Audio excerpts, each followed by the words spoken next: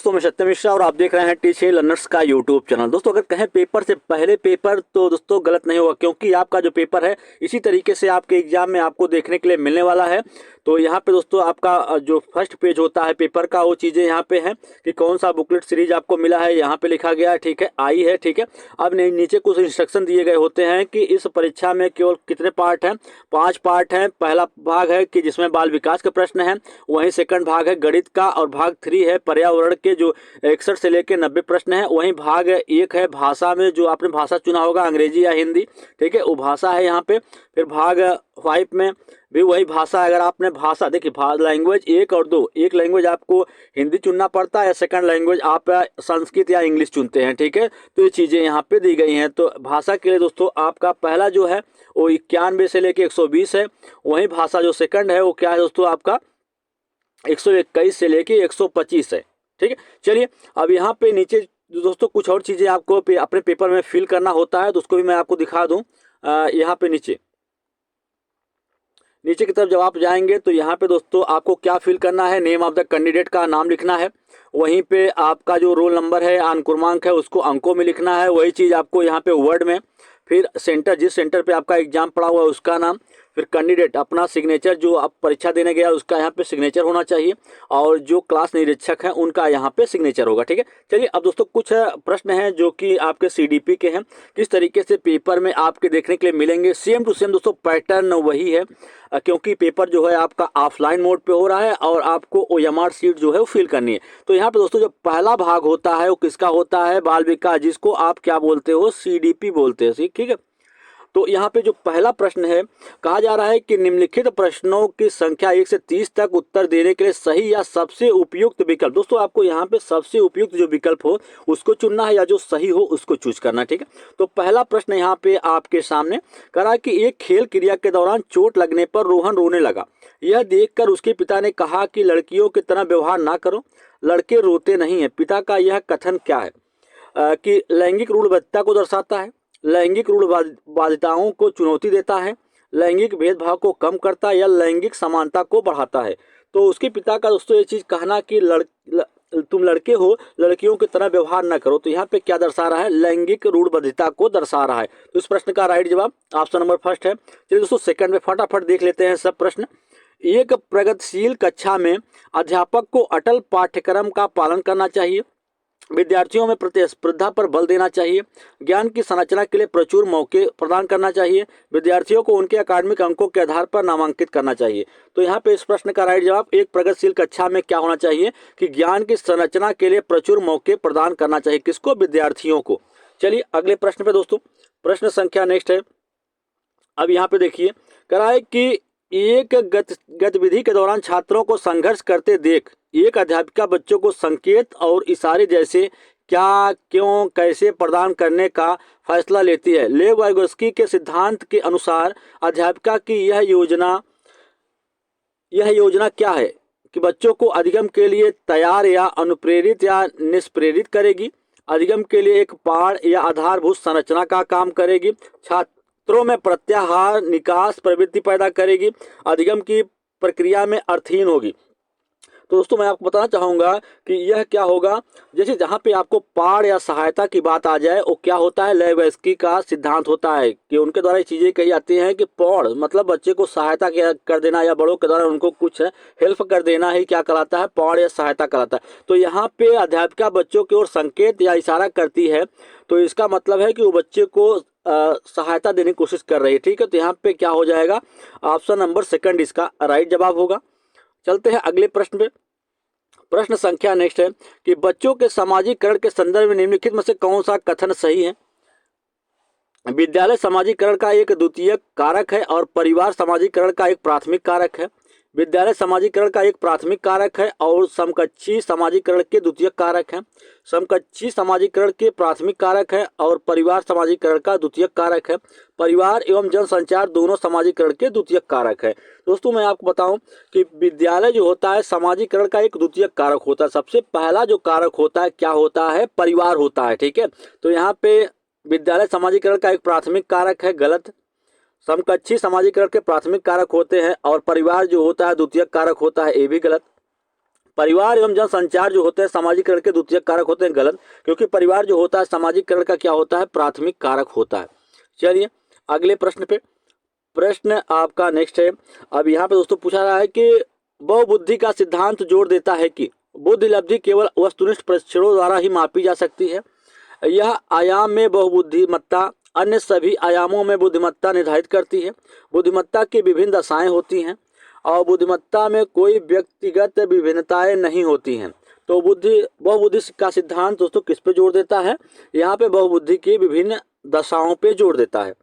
अगला प्रश्न क्वेश्चन है कि लॉरेंस कोहलर वर्ग के सिद्धांत के अनुसार किसी कार्य को इसलिए करना क्योंकि दूसरे इसे स्वीकृत देते हैं, नैतिक विकास के किस चरण को दर्शाता है। नैतिक विकास के किस चरण को दर्शाता है कि लॉरेंस कोहलर के सिद्धांत के अनुसार किसी कार्य को इसलिए करना चाहिए क्योंकि दूसरे इसे क्या करते हैं, स्वीकृति देते हैं। नैतिक विकास के चरणों को दर्शाता है। प्रथापूर्व, प्रथागत, उत्तर प्रथागत या अमूर्त संक्रियात्मक। इसको दर्शाता है आपके प्रथागत, क्योंकि लोग इसको करते हुए आए हैं इसलिए हम भी इसको करेंगे। ठीक है, तो ये चीजें क्या होती हैं, प्रथागत होती हैं। चलिए आगे चलते हैं प्रश्न संख्या नेक्स्ट पे। अब यहाँ पे पूछा रहा है कि लेव वाइगोस्की का सामाजिक सांस्कृतिक परिप्रेक्ष्य अधिगम प्रक्रिया में के महत्व पर जोर देता है। किसके महत्व पर जोर देता है, सांस्कृतिक उपकरणों पर, गुणारोपण पर, अभिप्रेरणा पर या संतुलीकरण पर। तो किस पे जोर देता है, आपके सांस्कृतिक उपकरणों पे। वाइगोस्की का जो सिद्धांत दोस्तों सांस्कृतिक परिप्रेक्ष्य में सांस्कृतिक उपकरणों पर जोर देता है। इस प्रश्न का राइट जवाब फर्स्ट है। आगे चलते हैं। अगला प्रश्न है कि जीन पियाजे अपने संज्ञात्मक विकास के सिद्धांत में संज्ञानात्मक संरचनाओं को के रूप में वर्णित करते हैं। मनोवैज्ञानिक उपकरणों, उद्दीपक अनुक्रिया संबंध, विकास का समीपस्थ क्षेत्र, स्कीमा या मनोबंध। तो यहाँ पे जो जीन पियाजे है दोस्तों अपने संज्ञानात्मक विकास के सिद्धांत में संज्ञानात्मक संरचनाओं के रूप में वर्णित करते हैं स्कीमा या मनोबंध। दोस्तों जहाँ पे स्कीमा की बात आ जाए या मनोबंध की बात आ जाए वहाँ पे जीन पियाजे होते हैं, और जहाँ पे पार या सहायता की बात आ जाए तो वहाँ पे कौन होता है, वाइगोस्की होते हैं। ठीक है, चलिए आगे प्रश्न पे। अगला प्रश्न है दोस्तों यहाँ पे करा है कि जीन पियाजे के संज्ञानात्मक विकास के सिद्धांत में पूर्व संक्रियात्मक अवस्था में विकास का मुख्य गुण क्या होता है। अमूर्त सोच का विकास, विचार और सोच में केंद्रीकरण, परिकल्पित निगमात्मक सोच, संरक्षण और पदार्थों को क्रमबद्ध करने की क्षमता। तो जीन पियाजे के संज्ञानात्मक विकास के सिद्धांत में पूर्व संक्रियात्मक अवस्था में विकास का मुख्य गुण क्या होता है, विचार और सोच में क्या होता है, केंद्रीयकरण। अगला प्रश्न कह रहा है कि विकास के संदर्भ में निम्नलिखित में कौन सा कथन सही है। विकास की दर सभी सांस्कृतिक में सभी के लिए समान होती है। विकास केवल विद्यालय में ही होने वाला अधिगम से ही होता है। विकास केवल बाल्यावस्था के दौरान होता है। विकास बहुआयामी होता है। तो विकास दोस्तों क्या होता है, विकास एक बहुआयामी प्रक्रिया होती है। ठीक है, चलिए अगला प्रश्न। यहाँ पे प्रश्न संख्या नेक्स्ट है कि जन्म से किशोरावस्था तक बच्चों में विकास किस क्रम में होता है। संवेदिक, मूर्त, अमूर्त, अमूर्त, संवेदिक, मूर्त, मूर्त, अमूर्त या संवेदिक, अमूर्त, मूर्त या संवेदिक। तो बच्चे में जो जन्म से जब बच्चा पैदा होता है तब से लेकर किशोरावस्था तक बच्चे में जो विकास होता है किस क्रम में होता है। तो सबसे पहले क्या होती है, संवेदिक होता है, फिर मूर्त होता है, फिर जाके अमूर्त होता है। इस प्रश्न का राइट जवाब ऑप्शन नंबर फर्स्ट है। वहीं पे अगले प्रश्न में चलते हैं। प्रश्न है कि एक प्रगतिशील कक्षा में व्यक्तिगत विभिन्नताओं को किस प्रकार देखा जाना चाहिए।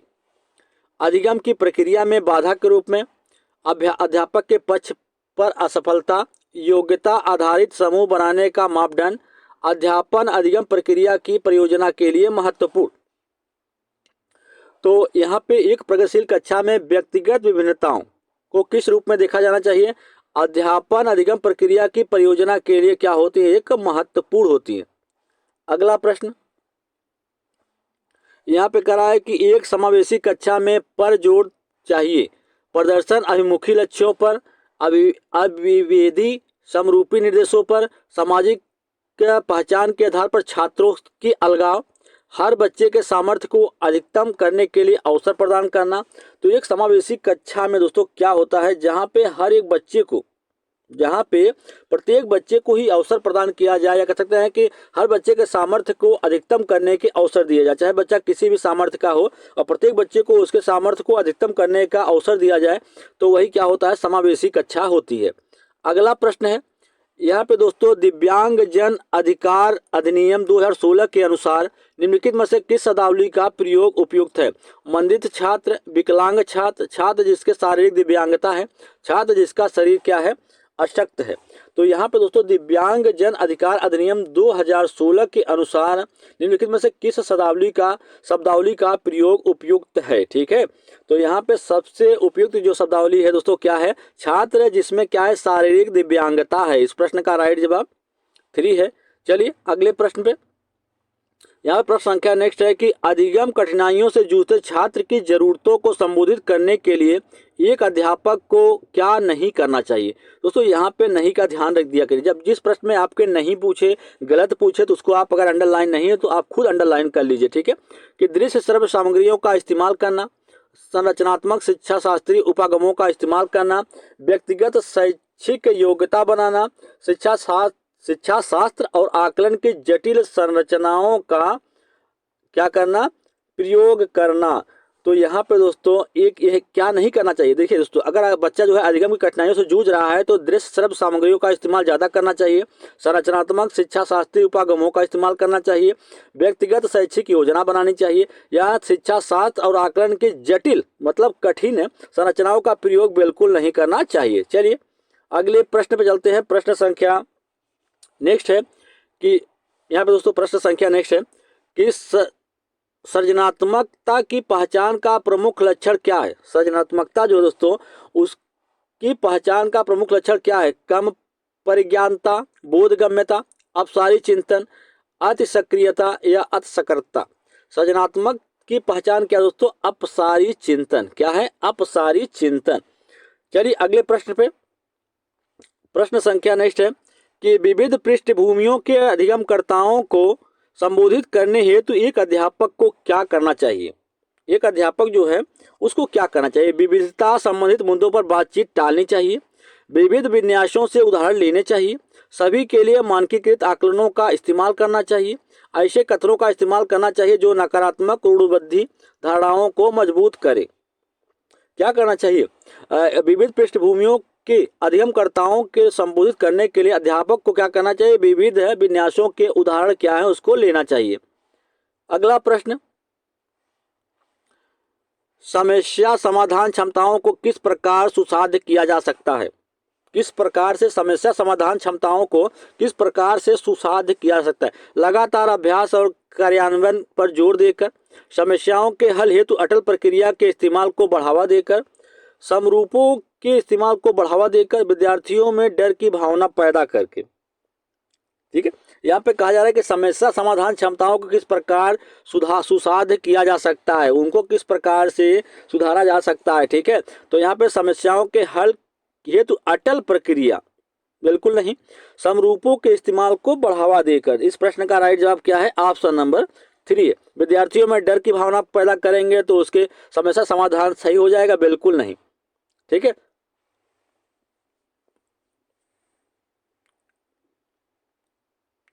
अगला प्रश्न है कि अधिगम की अभिप्रेरणा को किस प्रकार कायम रखा जा सकता है? अधिगम की अभिप्रेरणा जो है दोस्तों उसको किस प्रकार से कायम रखा जा सकता है? बच्चों को दंड देकर, प्रवीणता अभिमुखी लक्ष्यों पर जोर देकर, बच्चों को बहुत आसान क्रियान्वयन देकर, यंत्रवत याद करने पर जोर देकर। तो यहाँ पे कहा गया है कि बच्चों को की अभिप्रेरणा को किस प्रकार, मतलब उसको डांट टपट कर या दंड देकर अभिप्रेरणा दोस्तों बिल्कुल भी नहीं करा सकता, या उसको याद करने के बिल्कुल गलत। प्रवीणता अभिमुखी लक्ष्यों पर क्या है? जोर देकर उसमें क्या है? अभिप्रेरणा की अधिगम को कायम रखा जा सकता है। चलिए अगला प्रश्न है, कहा गया है कि शर्मिंदगी का संज्ञान से कोई संबंध नहीं है, का संज्ञान पर नकारात्मक प्रभाव पड़ सकता है, बच्चों को अधिगम हेतु प्रेरित करने के लिए बहुत प्रभावशाली है, कि भाव को अध्यापन अधिगम प्रक्रिया में बारंबार पैदा करना चाहिए। शर्मिंदगी दोस्तों क्या होती है? शर्मिंदगी का संज्ञान पर क्या होता है? नकारात्मक प्रभाव पड़ता है। इस प्रश्न का राइट जवाब सेकंड है। चलिए अगला प्रश्न है निम्न में से अध्यापन अधिगम का सबसे प्रभावशाली माध्यम कौन सा है? विषय वस्तु को यंत्रवत याद करना, संकल्पनाओं के बीच संबंध को खोजना और बिना विश्लेषण के अवलोकन करना, अनुकरण या नकल और दोहराना। तो निम्न के अध्यापन अधिगम का सबसे प्रभावशाली माध्यम क्या होता है? संकल्पनाओं के बीच जो है उसको क्या करना, संबंध को खोजना। ठीक है, चलिए दोस्तों अगले प्रश्न में चलते हैं। प्रश्न संख्या नेक्स्ट है, यहाँ पे कह रहा है कि एक अध्यापिका को दिए गए किसी कार्यकलाप में छात्रों की विभिन्न त्रुटियों का विश्लेषण करना चाहिए, क्योंकि इसके आधार पर वह दंड की मात्रा निर्धारित कर सकती है। त्रुटियों की समझ अध्यापन अधिगम प्रक्रिया के लिए अर्थपूर्ण है। क्या है? अर्थपूर्ण है। इसके आधार पर वह ज्यादा त्रुटियां करने वाले छात्रों को दूसरे छात्रों से अलग करती है। अधिगम केवल त्रुटियों के शोधन पर निर्भर करता है। जी नहीं दोस्तों, आपको बता दें कि एक अध्यापिका को दिए गए कार्यकलाप में छात्रों के विभिन्न त्रुटियों का विश्लेषण करना चाहिए। इससे क्या होता है, त्रुटियों की समझ अध्यापन अधिगम प्रक्रिया के लिए क्या होती है, अर्थपूर्ण होती है। चलिए अगले प्रश्न पे, प्रश्न संख्या नेक्स्ट है कि बच्चों को सीखने में कठिनाई होती है तब सूचना अलग अलग टुकड़ों में प्रस्तुत की जाए, वो आंतरिक रूप से अभिप्रेरित हो, अधिगम सामाजिक संदर्भ में हो, विषय वस्तु को बहुरूपों में प्रस्तुत किया गया हो। बच्चों के सीखने में क्या होती है, कठिनाई हो रही है, तो सूचनाओं को क्या करना चाहिए, अलग अलग टुकड़ों में प्रस्तुत करना चाहिए ताकि वो आसानी से उसको समझ सके या सीख सके। आगे है कि अधिगम की सर्वोत्तम अवस्था कौन सी होती है? उच्च उत्तेजना उच्च भय, निम्न उत्तेजना उच्च भय, संतुलित उत्तेजना और कोई भय नहीं, कोई उत्तेजना नहीं कोई भय नहीं। तो अधिगम की सर्वोत्तम जो अवस्था होती है क्या होती है, संतुलित उत्तेजना। उत्तेजना जो हो संतुलित हो और उसको किसी प्रकार का कोई भय न हो। अगला प्रश्न, यहाँ पे अगला प्रश्न आपके सामने करा कि अधिगम का संरचनात्मक विचार यह सुझाव देता है कि ज्ञान की संरचना में बच्चों की कोई भूमिका नहीं होती है। बच्चे पूर्ण रूप से वयस्कों पर निर्भर होते हैं। बच्चे सक्रिय भूमिका निभाते हैं, सक्रिय। बच्चे पूर्ण रूप से पाठ्य पुस्तकों पर निर्भर रहते हैं। तो अधिगम का संरचनात्मक विचार यह सुझाव देता है कि बच्चे क्या होते हैं, सक्रिय रूप से भूमिका निभाते हैं। ठीक है, चलिए दोस्तों अगले प्रश्न में चलते हैं। अब यहाँ पे प्रश्न संख्या नेक्स्ट है। अब यहाँ पे पूछा रहा है कि अधिगम के लिए निम्नलिखित में से कौन सी धारणा उपयुक्त है? योग्यता सुधारी, योग्यता अटल, प्रयासों से कोई फर्क नहीं पड़ता, असफलता अनियंत्रित है। तो अधिगम के लिए कौन सी अवधारणा जो है वो उपयुक्त है? योग्यता सुधार। क्या है? योग्यता सुधार ये जो है वो क्या है, उपयुक्त है। किसके लिए? अधिगम के लिए। अगला प्रश्न, अगला प्रश्न दोस्तों पूछा रहा है कि निम्नलिखित में से कौन सी परिपाटी विद्यार्थियों में संकल्पनात्मक समझ में बढ़ोतरी करने में सहायक है? प्रतिस्पर्धा, प्रतिस्पर्धा आधारित प्रतिस्पर्धाएं, पाठ पुस्तक केंद्रित शिक्षा शास्त्र, बारंबार परीक्षाएं, अन्वेषण और संवाद। तो कह रहा है कि निम्नलिखित में से कौन सी परिपाटी विद्यार्थियों में संकल्पनात्मक समझ में बढ़ोतरी करने में सहायक है? तो इस प्रश्न का राइट जवाब दोस्तों क्या हो जाएगा, ऑप्शन नंबर 4 की अन्वेषण और संवाद। चलिए अगले प्रश्न पे, अगला प्रश्न दोस्तों कह रहा है कि एक कार्य के दौरान सायना स्वयं से बात कर रही है कि वह कार्य पर किस प्रकार से प्रगति कर सकती है। लेव वाइगोस्की के भाषा और चिंतन या सोच के बारे में दिए गए विचारों के अनुसार इस तरह का व्यक्तिगत वाक्य क्या दर्शाता है? इस तरीके का व्यक्तिगत वाक्य जो है वो क्या दर्शाता है? संज्ञानात्मक अपरिपक्वता को, या कह सकते हैं कि स्वनियमन को, या आत्म केंद्रित को, या मनोवैज्ञानिक विकार को। तो स्वयं से बात करना ही क्या होता है, नियमन होता है। क्या होता है? नियमन। चलिए दोस्तों अगले प्रश्न पे, अगला प्रश्न है कि मूल्यांकन पद्धतियों का लक्ष्य होना चाहिए कि विद्यार्थियों को नामांकित करना, योग्यता आधारित समूहों में विद्यार्थियों को विभाजित करना, विद्यार्थियों की जरूरतों एवं आवश्यकताओं की पहचान करना, पुरस्कार वितरण हेतु उच्च अंक प्राप्त करने वाले विद्यार्थियों की पहचान करना। तो मूल्यांकन पद्धति का लक्ष्य होना चाहिए कि विद्यार्थियों की जरूरतों एवं उसकी आवश्यकताओं की पहचान करना। इस प्रश्न का राइट जवाब ऑप्शन नंबर 3 है। चलिए अगले प्रश्न पे, अगला प्रश्न दोस्तों कि बच्चों के विकास की व्यक्तिगत विभिन्नताओं को किस पर प्रतिरूपित किया जा सकता है? केवल आनुवंशिकता पर, केवल पर्यावरण पर, ना कि आनुवंशिकता ना पर पर्यावरण पर, आनुवंशिकता एवं पर्यावरण की पारस्परिकता पर। तो बच्चे के विकास की व्यक्तिगत विभिन्नताओं को दोस्तों दोनों पे, आनुवंशिकता या पर्यावरण की पारस्परिकता पर, दोनों पे ही निर्भर किया जा सकता है। ठीक है,